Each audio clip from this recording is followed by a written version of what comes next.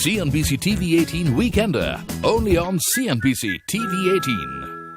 For a regular professional, working professional, someone at my stage as well, what are the kind of stresses that you see and what would your advice to all of them be? I think in the world out there today, people have a wrong idea of success.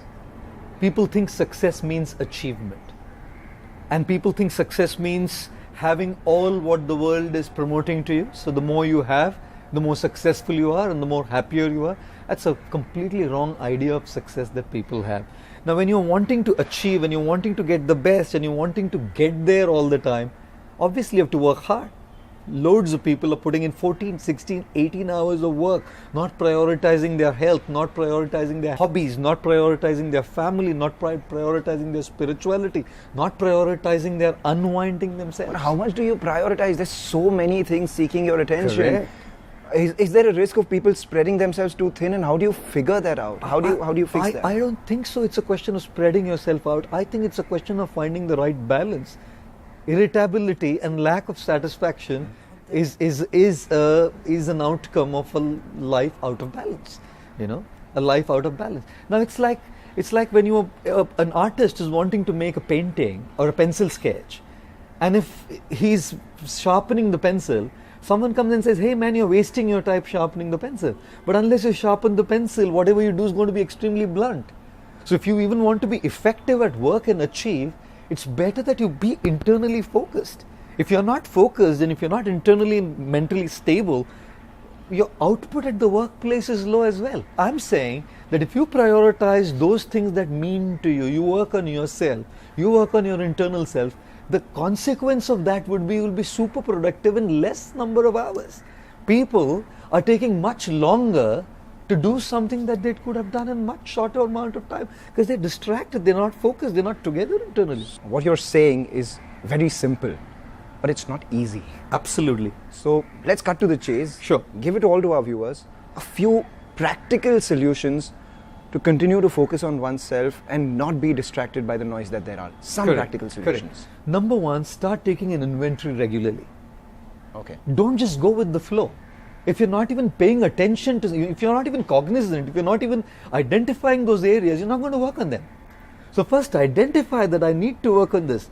Understand that this is a priority. Step two is regularly take time out.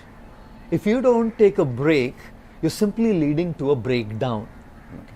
A break is going to help you get to a breakthrough, but a lack of break is going to get you to a breakdown. If you have ever read the book The Monk Who Sold His Ferrari, it's a guy who's been working, achieving, putting his 200% and gets a cardiac arrest at a young age in the courtroom. What is it all about? You've achieved everything and you're a massive failure because you couldn't work on your life. So two is take a break. Now you might say, man, I'm really busy. How am I going to take a break?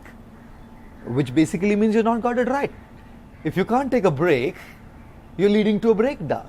Prioritize that break so you can achieve a breakthrough. Yeah. I know breaks are not easy. Even me, my life is 150 to 200, sometimes 250 flights a year. Exactly. That's how much I travel. How do you take a break? I've learned the art of unwinding on the go. How do you do that? You have to do it on the go. Prioritize it. Listen to your favorite music. Read your favorite book. Eat your favorite food. You know, meditate while you're on the go. Sit there. Unwind yourself.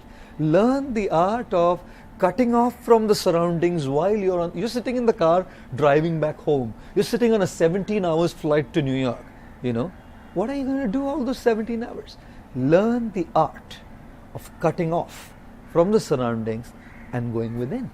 I do that. So you spoke about, the monk who sold his Ferrari. You seem to be a guy who's got it all sorted. You don't seem like a person who's cut out of a rational sadhu mold. Mm-hmm. You chose to take this profession up. So if I can call it a profession or a vocation, so to say. So what did you analyze in that arena? What would work? What would not work? Sure. And how did you get to where you are? Yeah, I believe that the seven greatest, I would say the seven words which are the greatest enemy of growth and progress in any field, including what I'm doing, are, we have always done it this way. Nokia thought we've always done it this way. They are out. Blockbuster thought they've always done it this way. Netflix threw them out. If I as a monk thought that we have always done it this way, the monks in the past have always spoken this way, they've always been this way, well, I would be out as well. My not wanting to be out was not because I wanted to be the center.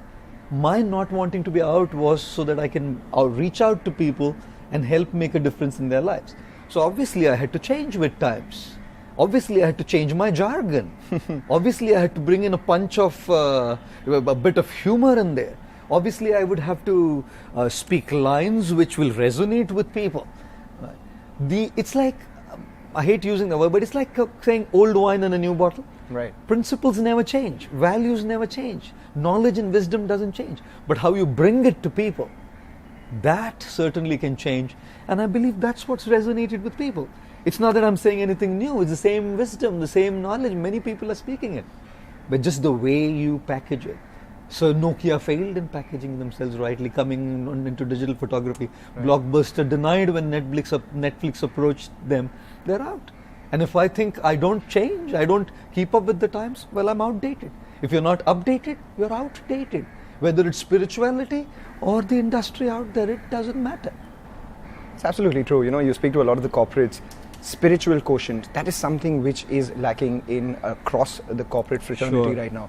Could you give us an example of how spiritual quotient in a corporate company led the company to a lot of success? Yes. I think when we are talking about a spiritual quotient, the word mindfulness is a big thing in the world today. Mm-hmm. I was in San Francisco and I was invited to speak at Salesforce. Okay. And Mark Benioff, one of the things he's done at Salesforce is he has prioritized mindfulness for every single employee. Every single floor of their headquarters in Salesforce has a mindfulness zone. People can go there, practice mindfulness. In fact, every year they have this conference called Dreamforce in the month of November. About 200,000 American top-notch professionals come for the conference. And in that 4 to 5 days conference, the last day is a mindfulness day, where they invite people who can speak to these professionals so that they can learn the art of internally connecting, stabilizing their minds. Because even Mark Benioff realized that when people are together, the output is much greater than when they're just distracted and lost. So the paycheck is never an issue.